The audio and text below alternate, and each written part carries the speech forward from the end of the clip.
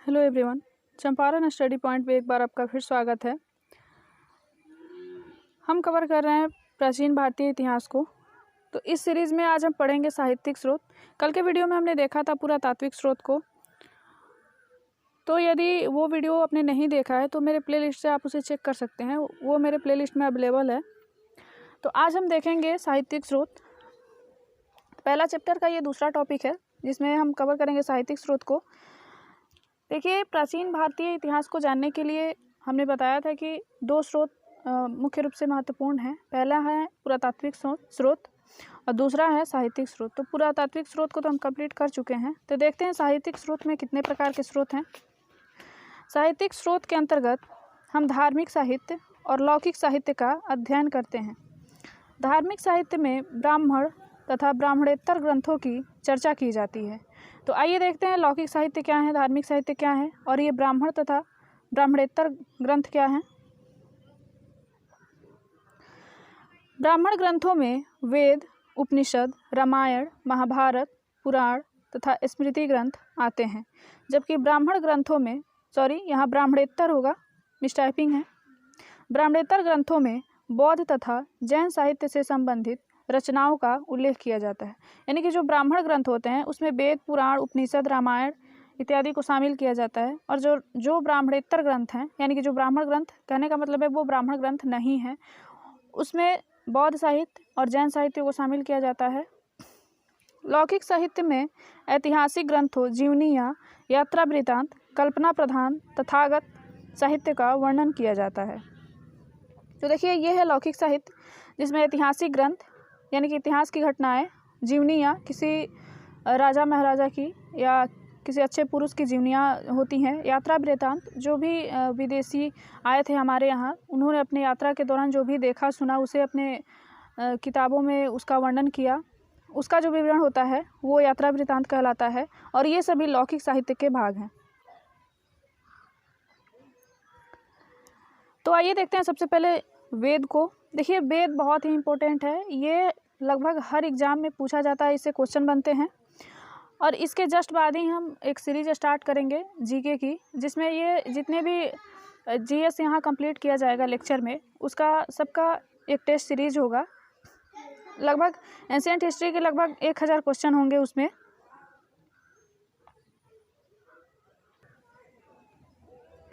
वेदों के द्वारा प्राचीन आर्यों के सामाजिक, आर्थिक, धार्मिक एवं राजनीतिक जीवन के बारे में पर्याप्त जानकारी मिलती है। वैदिक युग की सांस्कृतिक दशक के ज्ञान का एकमात्र स्रोत वेद है। यानी कि आप यहाँ देख रहे हैं, वेद आर्यों के, जो भी आर्य आए हमारे भारत में, उनका जो भी, देखिए जब भी आप इतिहास पढ़ेंगे तो उसमें मुख्य रूप से 4 शब्द हैं, काफ़ी आपको देखने के मिलेंगे किसी भी वंश से संबंधित या किसी भी शासक से संबंधित। सबसे पहला सामाजिक, उनकी सामाजिक स्थिति क्या थी। आर्थिक, यानी कि उनका अर्थव्यवस्था कैसा था उस समय, जो अर्थव्यवस्था की स्थिति थी वो कैसी थी। फिर धार्मिक, धार्मिक में ये देखने को मिलता है कि कौन सा धर्म ज़्यादा उस समय प्रचलन में था और उसमें क्या था, उदारता था या बहुत ही रूढ़िवादी लोग थे। फिर राजनीतिक, उनका शासन व्यवस्था जो है वो कैसे चलता था, उनका न्याय कैसे होता था, उनका प्रशासनिक व्यवस्था क्या होता था। तो ये 4 चीज़ें हर टॉपिक में, हर वंश में, हर शासक के कार्यकाल में एकदम कॉमन होंगी और इन्हीं से ज़्यादा क्वेश्चन भी बनते हैं। राजनीतिक से तो कम, लेकिन जो आर्थिक होते हैं, सामाजिक होते हैं, इससे ज़्यादा क्वेश्चन बनते हैं। और आज के समाज को उस समय के समाज से रिलेट भी किया जाता है कि उस समय क्या कमियां थी और आज क्या कमियां हैं, आज और उस समय क्या अच्छे थे, इस समय क्या अच्छे हैं, ऐसे रिलेट भी किया जाता है। तो वेदों की संख्या 4 हैं: ऋग्वेद, यजुर्वेद, सामवेद, अथर्ववेद। आइए देखते हैं डिटेल में इन वेदों को। तो पहला हम देखेंगे ऋग्वेद, जो 1500 ईसा पूर्व से 1000 ईसा पूर्व था। यह सबसे प्राचीनतम वेद माना जाता है। यह एक ऐसा वेद है जो ऋचाओं में बद्ध है। तो ये जो वेद है वो ऋचाओं में बद्ध है, इसमें ऋचाएँ हैं। ऋग्वेद में कुल 10 मंडल, 1028 सूक्त एवं 10,580 ऋचाएँ हैं। सॉरी, यहाँ ऋचाएँ ऐसे लिखा जाएगा, ये मिसटाइपिंग है। तो 10,580 ऋचाएँ हैं। यहाँ से देखिए ये जो 10 मंडल 1028 सूक्त और 10,580 ऋचाएँ हैं, ये सीधे सीधे पूछ लिए जाते हैं वनडे एग्जामों में, पीसीएस जैसे एग्जामों में। इसे आप याद रखिएगा। देखिए मैंने आपको बताया था कि आप जब भी नोट्स बनाइए थोड़ा सा कॉमन सेंस का भी प्रयोग कीजिए। यहाँ जैसे मैंने लिखा है, यह सबसे प्राचीनतम वेद माना जाता है। आपको इतना ये पूरा पैराग्राफ लिखने की ज़रूरत नहीं है। आप सीधा ऋग्वेद, मैंने इसका समरी बनाया है आपको समझाने के लिए, पढ़ाने के लिए, तो मैं स्टेटमेंट दे के ही लिखूंगी। लेकिन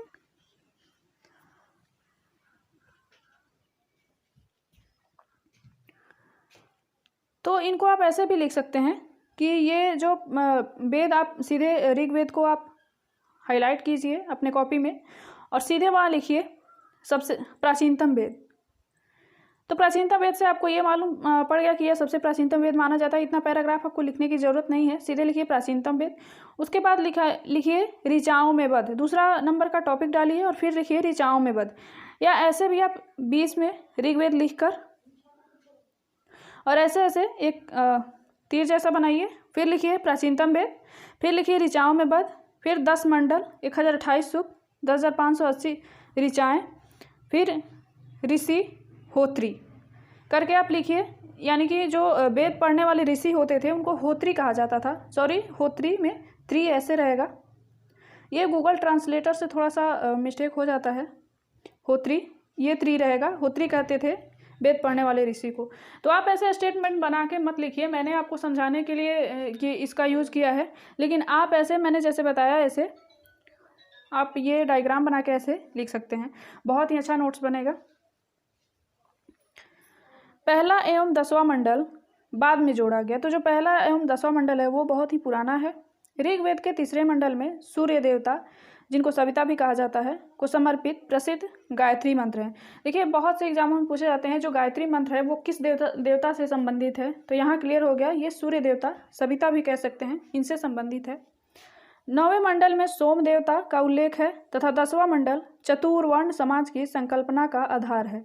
तो आप देख रहे हैं जो ऋग्वेद है उसके 9वें मंडल में चतुर्वर्ण समाज की संकल्पना इसमें दी जा रही है। यानी कि ब्राह्मण, क्षत्रिय, वैश्य, शूद्र जो आज हम देखते हैं वो यहीं से मिलती है हमें देखने को। ऋग्वेद के 2 ब्राह्मण ग्रंथ हैं। देखिए इन वेदों के ब्राह्मण ग्रंथ भी लिखे गए हैं और इन्हें याद करना बहुत ज़रूरी है।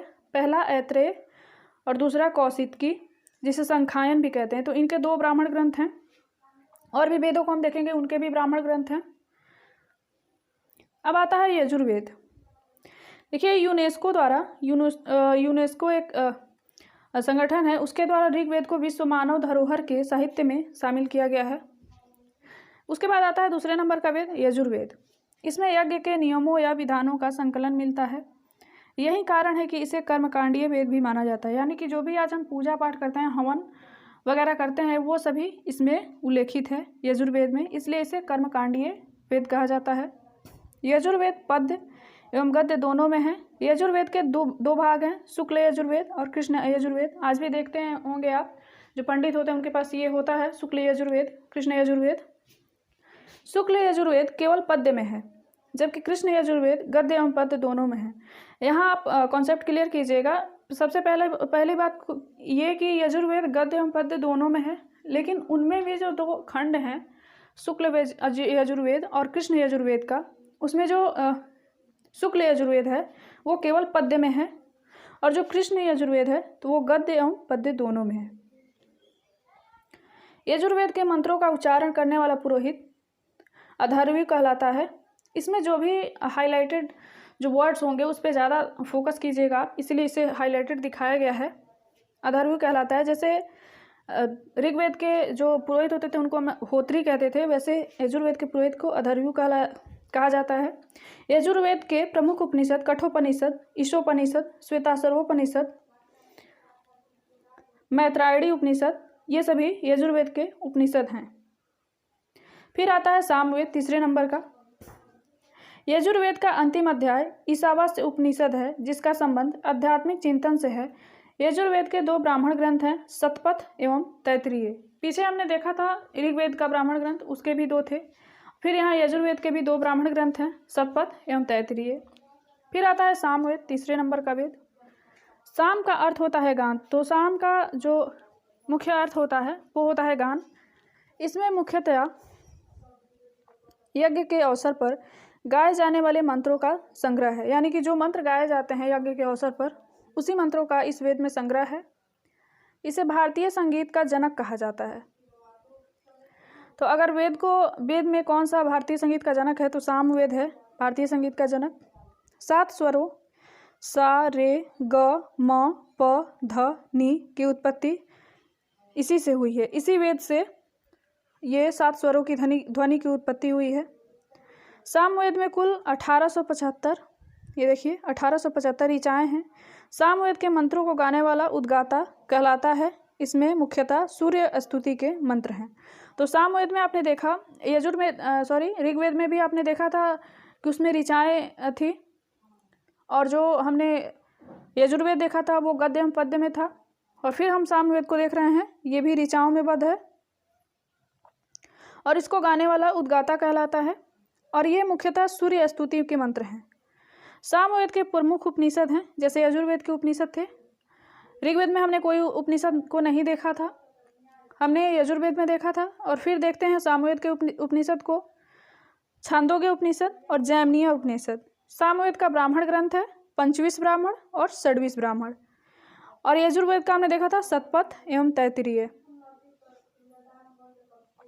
फिर हम देखेंगे अथर्ववेद को। देखिए अथर्ववेद की रचना अथर्व तथा अंगिरा ऋषि द्वारा सभी ग्रंथों के बाद में की गई, यानी कि ये सबसे नया वेद है। अथर्ववेद सबसे लास्ट में इसकी रचना की गई, इसलिए इसे अथर्वांगिरस वेद भी कहा जाता है। इसमें 731 सूक्त हैं, 20 अध्याय हैं तथा लगभग 6000 मंत्र हैं। देखिए इन वेदों में यही चीज़ आपको याद रखने लायक होता है, इनके उपनिषद कौन से हैं, इनके ब्राह्मण ग्रंथ कौन से हैं, ये कैसे इसे ये लिखे गए हैं, गद्य में पद्य में ऋचाओं में, इसमें कितने अध्याय हैं, कितने सूक्त हैं, कितनी ऋचाएँ हैं, यही सब इसमें याद करने लायक होती हैं जो यहाँ दिया गया है। इसमें ब्रह्म ज्ञान, धर्म, समाज निष्ठा, औषधि प्रयोग, रोग निवारण, जादू टोना, तंत्र मंत्र आदि अनेक विषयों का वर्णन है। अथर्ववेद का एकमात्र ब्राह्मण ग्रंथ है गोपथ। इसके पहले हमने देखा था 3 वेदों में 2-2 ब्राह्मण ग्रंथ थे, लेकिन अथर्ववेद में एक ही ब्राह्मण ग्रंथ है। अथर्ववेद के भी उपनिषद हैं, ऋग्वेद के नहीं थे, बाकी तीनों वेद के उपनिषद हैं। तो पहला मुंडक उपनिषद, प्रश्नोपनिषद तथा मांडुक्योपनिषद, जिससे सत्यमेव जयते लिया गया है। मुंडक उपनिषद से ही भारत का राष्ट्रीय आदर्श वाक्य सत्यमेव जयते लिया गया है, जिसका अर्थ होता है सत्य की विजय होती है। इसमें सभा और समिति को प्रजापति की 2 पुत्रियां कहा गया। ये बहुत ही इंपॉर्टेंट है, ये काफ़ी एग्जामों में पूछा गया है कि किस वेद में सभा और समिति को प्रजापति की 2 पुत्रियां कहा गया है, तो वो अथर्ववेद होगा। इन 4 वेदों को संहिता कहा जाता है। फिर आते हैं, वेदों को तो हमने देख लिया, फिर आते हैं ब्राह्मण, आरण्यक तथा उपनिषद। संहिताओं के पश्चात ब्राह्मण, आरण्यक तथा उपनिषद का स्थान है। इनसे उत्तर वैदिक कालीन समाज तथा संस्कृति के विषय में महत्वपूर्ण जानकारी प्राप्त होती है। उत्तर वैदिक कालीन समाज यानी कि जब 2 भागों में बांटा गया, जब हम वैदिक काल को पढ़ेंगे देखेंगे 2 भागों में बांटा गया, पहला वैदिक काल और दूसरा उत्तर वैदिक काल। तो ये उत्तर वैदिक कालीन समाज से संबंधित है। ब्राह्मण ग्रंथ वैदिक संहिताओं की व्याख्या के लिए गद्य में लिखे गए हैं। प्रत्येक संहिता के लिए अलग अलग ब्राह्मण ग्रंथ लिखे गए हैं। फिर देखते हैं वेदांग तथा सूत्र। ये भी साहित्यिक रचनाएं हैं भारतीय साहित्य की। वेदों को भली भांति समझने के लिए 6 वेदांगों की रचना की गई है। पहला शिक्षा, दूसरा ज्योतिष, तीसरा कल्प, चौथा व्याकरण, 5वां निरुक्त, 6ठा छंद। इनका हिंदी अर्थ देखते हैं। शिक्षा यानी कि उच्चारण विधि, जिससे उच्चारण विधि का ज्ञान होता है। ज्योतिष जिससे भाग्यफल, आज भी देखते हैं आप जो पंडित होते हैं ज्योतिष के माध्यम से भविष्यवाणी करते हैं। कल्प यानी कि कर्मकांड। व्याकरण यानी कि शब्द व्युत्पत्ति, आज भी हम व्याकरण पढ़ते हैं, देखते हैं शब्दों की, जो हिंदी व्याकरण पढ़ते हैं, इंग्लिश के लिए इंग्लिश व्याकरण पढ़ते हैं, तो ये व्याकरण ये शब्द व्युत्पत्ति के लिए है। निरुक्त ये भाषा विज्ञान है, भाषा के लिए। छंद जो है ये चतुष्पदीय श्लोक है, 4 पदों वाले जो श्लोक होते हैं आप देखे होंगे संस्कृत में, उसके लिए है छंद। इसी प्रकार के वैदिक साहित्यों को अक्षुण्ण बनाए रखने के लिए स्रोत सूत्र साहित्य का प्रणयन किया गया। सूत्र गृह श्रुत, सूत्र तथा धर्म सूत्रों के अध्ययन से हमें यज्ञ विधि विधान और कर्मकांड तथा राजनीति विधि एवं व्यवहार से संबंधित महत्वपूर्ण जानकारी प्राप्त करते हैं। फिर आते हैं, देखते हैं महाकाव्य को। महाकाव्य के बारे में हम देखेंगे। वैदिक साहित्य के बाद भारतीय साहित्य महाकाव्य का समय आता है। इसमें रामायण और महाभारत प्रमुखता शामिल हैं। महाकाव्य में दो आते हैं ग्रंथ, रामायण और महाभारत। रामायण हमारा आदि काव्य है जिसकी रचना महर्षि वाल्मीकि ने की थी। इससे हमें हिंदुओं तथा यवनों और शकों के संघर्ष का वर्णन मिलता है। हिंदुओं यानी जो देखिए उस समय हिंदू उन्हीं को कहा जाता था जो हिंदू कुश पर्वत है अफगानिस्तान और पाकिस्तान के बॉर्डर पे, उसके जो दक्षिण में रहते थे, यानी पूरे भारत में, यानी अफगानिस्तान और पाकिस्तान के बॉर्डर पे तो वो है हिंदू कुश पर्वत, यानी कि उससे जो पूरब में रहते थे, पूरब उत्तर की तरफ, दक्षिण की तरफ, उन्हीं को हिंदू कहा जाता था। तो उसमें हिंदुओं तथा यवनों और शकों के संघर्ष का वर्णन मिलता है। यवनों जो ग्रीस से आए थे, यूनान कह सकते हैं आप, यूनान यानी कि जो ग्रीस इस समय है यूरोप का पार्ट, वहाँ से आए थे, उनके संघर्ष का वर्णन मिलता है। महाभारत की रचना वेद व्यास ने की थी। इससे प्राचीन भारतवर्ष की सामाजिक, धार्मिक तथा राजनीतिक दशा का वर्णन मिलता है। ऐतिहासिक दृष्टि से महाकाव्य को विशेष महत्व नहीं दिया जाता क्योंकि इसमें वर्णित कथाओं में कल्पना का समावेश अधिक होता है। फिर देखते हैं हम पुराण को। पुराणों में प्राचीन भारतीय इतिहास का अच्छा क्रमबद्ध वर्णन मिलता है। पुराणों की संख्या है 18, ये फैक्ट्स है। पुराणों के रचयिता एवं संकलनकर्ता लोमहर्ष एवं उनके जो पुत्र थे उग्रश्रवा, उनको माना जाता है।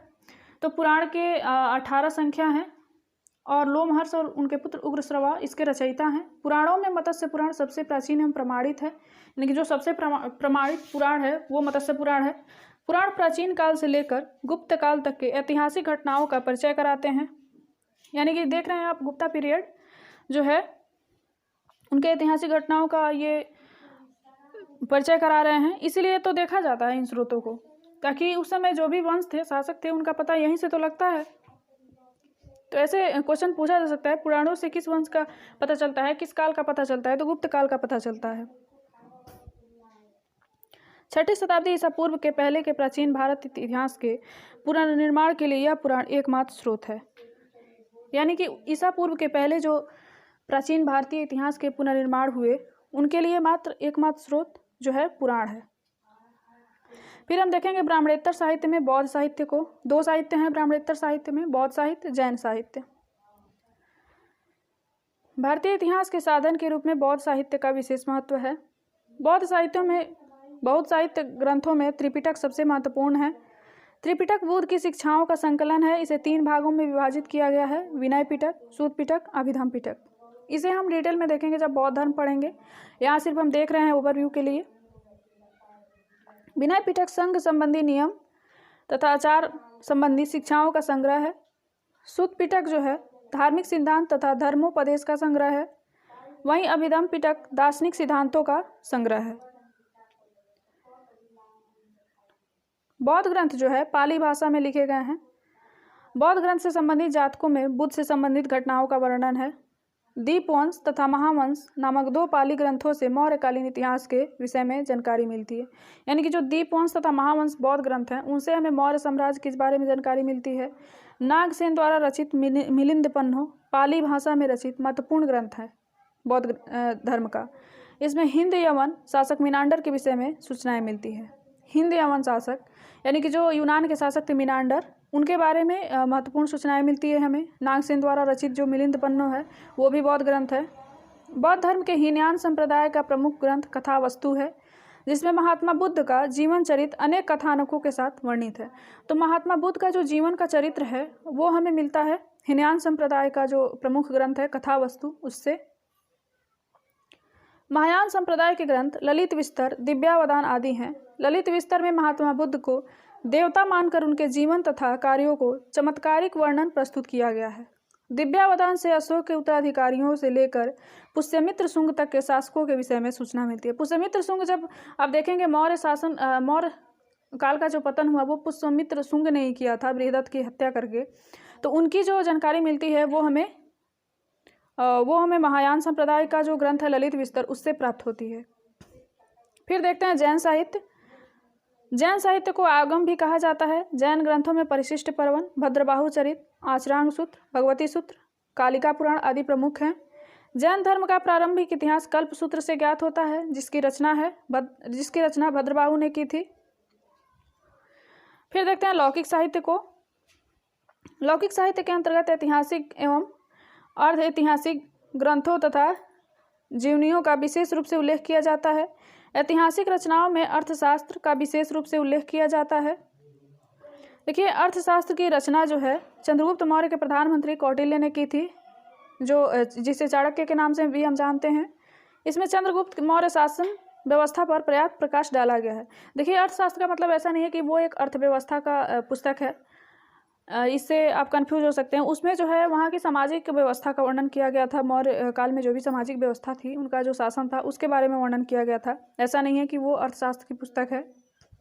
कल्हड़ द्वारा रचित राजतरंगिणी भी विशेष रूप से उल्लेखनीय है। यह संस्कृत साहित्य में ऐतिहासिक घटनाओं के क्रमबद्ध इतिहास लिखने का प्रथम प्रयास है। यानी कि संस्कृत साहित्य में, यह संस्कृत में रचित है, तो संस्कृत साहित्य में जो ऐतिहासिक घटनाओं का एक क्रम से जो लिखा गया जो इतिहास है, उसका प्रथम प्रयास है ये कल्हड़ द्वारा जो रचित है राजतरंगिणी।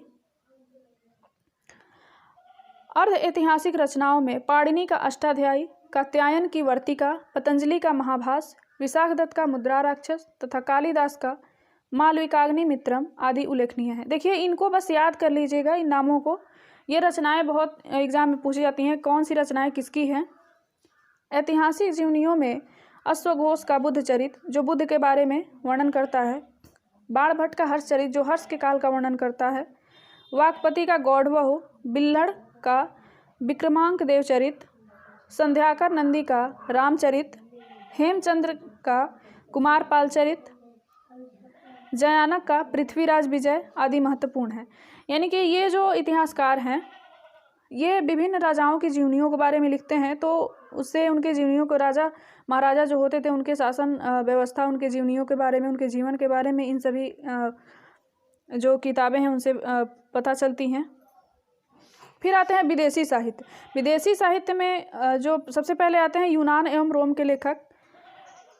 तो यूनान के प्राचीन लेखकों में टेसियस तथा हेरोडोटस के नाम प्रसिद्ध हैं। आपने सुना होगा, हेरोडोटस को इतिहास का पिता भी कहा जाता है। फिर टेसियस को देखते हैं। ईरान का राजवैद्य था। टेसियस के वर्णन में अधिकांशतः कल्पित कहानियां हैं जो पूर्णतः अविश्वसनीय है। तो टेसियस के जो भी रचनाएं हैं उन पर विश्वास नहीं किया जाता है। ये रचनाएं जो हैं ये कल्पित कहानियां हैं। फिर आते हैं हेरोडोटस। हेरोडोटस को इतिहास का पिता कहा जाता है। इसने 5वीं सदी ईसा पूर्व में हिस्टोरिका की रचना की थी। इसमें भारत फारस के संबंधों का वर्णन किया है। फारस का मतलब ईरान। यहाँ भारत और ईरान के संबंधों का वर्णन है। सिकंदर के साथ आने वाले लेखक जो थे वो थे नियार्कस, ओनेसिक्रिटस और अरिस्टोबुलस। ये जो है ये सिकंदर के साथ आए थे यूनान से। सिकंदर के बाद के लेखकों में 3 राजदूतों मेगास्थनीज, डाइमेकस तथा डायोनीसियस का उल्लेख है। सिकंदर के बाद जो लेखक आए उसमें 3 राजदूत थे। ये किसी शासक के राजदूत थे, जिन्हें हम आगे पढ़ेंगे जब वंश शासकों के बारे में पढ़ेंगे। मेगास्थनीज इंडिका की रचना, जो सेलुकस निकेटर का राजदूत था, तो ये इंडिका की जो रचना की थी मेगास्थनीज ने की थी। ये जो सिकंदर आए थे हमारे भारत पर आक्रमण करने, उनके ये राजदूत थे। फिर देखते हैं डाइमेकस के बारे में। डाइमेकस ये एक सीरियन होगा, सीरियन नरेश एंटियोकस का राजदूत था। यह बिंदुसार के यहाँ आया था।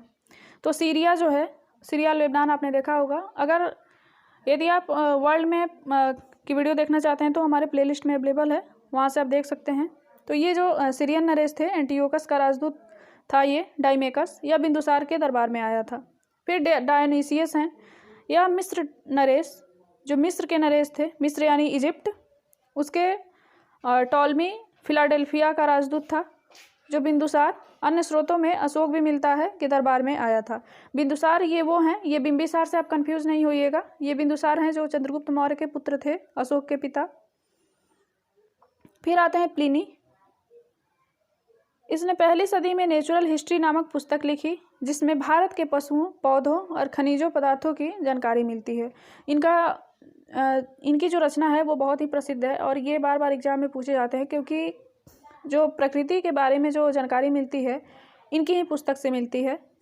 टॉलमी की पुस्तक जियोग्राफी और किसी अज्ञात लेखक यानी कि ज्ञात नहीं है कि किसने लिखा कि पुस्तक पेरिप्लस ऑफ द इरिट्रियन सी महत्वपूर्ण है, क्योंकि इनसे भारत के भूगोल तथा व्यापारिक वस्तुओं के बारे में जानकारी मिलती है। तो इतना तो पता चलता है कि उस समय भी भारत के भूगोल के बारे में लिखने की कोशिश की गई थी। फिर देखते हैं चीनी यात्री जो आए थे उनका विवरण। तो प्राचीन भारतीय इतिहास के स्रोतों में चीनी यात्रियों के यात्रा वृत्तांत भी महत्वपूर्ण स्थान रखते हैं। यह चीनी यात्री बौद्ध मत अनुयायी थे। ये बौद्ध धर्म के अनुयायी थे, यानी कि बौद्ध धर्म को मानते थे। तब भारत में बौद्ध तीर्थ स्थानों की यात्रा तथा बौद्ध धर्म के विषय में जानकारी प्राप्त करने के लिए आए थे। इनमें प्रमुख थे फाहियान, यानी कि ये जो यात्री थे ये बौद्ध धर्म के लिए ही आए थे। यह 5वीं सदी के प्रारंभ में चंद्रगुप्त द्वितीय विक्रमादित्य, जिन्हें कहा जाता था, के शासनकाल में भारत आए थे। इसने भारतीय समाज, यहाँ की संस्कृति एवं यहाँ की आर्थिक स्थिति पर प्रकाश डाला है। फिर आते हैं वेनसांग। वेनसांग जो थे 7वीं सदी में हर्षवर्धन के समय में भारत आए थे। इनकी रचना है सी यू की। फिर आते हैं इत्सिंग। ये 7वीं सदी के अंत में भारत आए थे। इन्होंने अपने विवरण में नालंदा विश्वविद्यालय, विक्रमशिला विश्वविद्यालय तथा अपने समय के भारत का वर्णन किया है। तो देखिए इन्हीं लोगों की रचनाओं से और भारतीय साहित्य, पुरातात्विक साक्ष्य और ये विदेशी साहित्यों की रचनाओं से ही हमें प्राचीन इतिहास के बारे में जानकारी मिलती है। फिर है अरब यात्री। अरब व्यापारियों तथा लेखकों के विवरण से हमें पूर्व मध्यकालीन भारतीय समाज एवं संस्कृति के विषय में पर्याप्त जानकारी मिलती है। देखिए यहाँ पूर्व मध्यकालीन की बात हो रही है, यानी कि जब प्राचीन काल का जो इतिहास है वो ख़त्म हो रहा था और मध्यकाल की ओर बढ़ रहा था, उस समय की बात हो रही है। इन लेखकों में अल-बरूनी और इब्न बतूता का नाम सर्वप्रथम है। यह 11वीं सदी में महमूद गजनवी, जब महमूद गजनवी का आक्रमण हुआ था, आपने सुना होगा 17 बार महमूद गजनवी ने भारत पे आक्रमण किया था, उसके साथ भारत आया था। अरबी में लिखी गई उसकी कृति तहकीके हिंद एक किताब है, इसे किताबुल हिंद भी कहते हैं। भारत की खोज आज भी इतिहासकारों के लिए एक महत्वपूर्ण स्रोत है, यानी कि बहुत सारी जानकारियाँ मिलती हैं इनके किताबों से। सर्वप्रथम 1888 ईस्वी में एडवर्ड सांची ने अरबी भाषा में तहकीके हिंद का अनुवाद अंग्रेजी भाषा में किया। तो एक इतिहासकार थे एडवर्ड सांची, इन्होंने अरबी भाषा से तहकीके हिंद का अनुवाद अंग्रेजी भाषा में किया। अरबी लेखकों में अल-बरूनी के अतिरिक्त अल-बिलादुरी, सुलेमान, हसन निजाम, फरिश्ता, निजामुद्दीन, इब्न बतूता आदि भी प्रमुख हैं। जहां हम देखते हैं इब्न बतूता के बारे में, इनके द्वारा लिखा गया यात्रा वृत्तांत रेहला प्रमुख है। रेहला का नाम आपने बार बार सुना होगा, इब्न बतूता की कृति है जो अरबी भाषा में रचित है। तो देखिए सबसे पहले तो किताब का नाम याद रखिए, फिर देखिए वो किस भाषा में रचित है। ये अरबी भाषा में रचित है। 14वीं शताब्दी में भारतीय उपमहाद्वीप के सामाजिक तथा सांस्कृतिक जीवन के विषय में प्रचुर तथा सबसे रोचक जानकारियाँ देता है रेहला। इसके आधार पर भी हमारे इतिहास को लिखने का प्रयास किया गया है। सुल्तान मोहम्मद बिन तुगलक ने, जब तुगलक आप पढ़ेंगे मध्यकालीन भारत में तुगलक वंश, उस समय की बात हो रही है। सुल्तान मोहम्मद बिन तुगलक ने उसे दिल्ली में काजी के पद पर नियुक्त किया। बाद में उसे अपना राजदूत बनाकर चीन भेजा। जो ये इब्न बतूता थे ये भारत के नहीं थे, ये अरब के निवासी थे। में हम देखेंगे जो उस समय जो आदि ऐतिहासिक काल था, यानी कि जो प्राचीन भारतीय इतिहास का विकास कैसे हुआ उसके बारे में। तो इस वीडियो में फ़िलहाल इतना ही। धन्यवाद।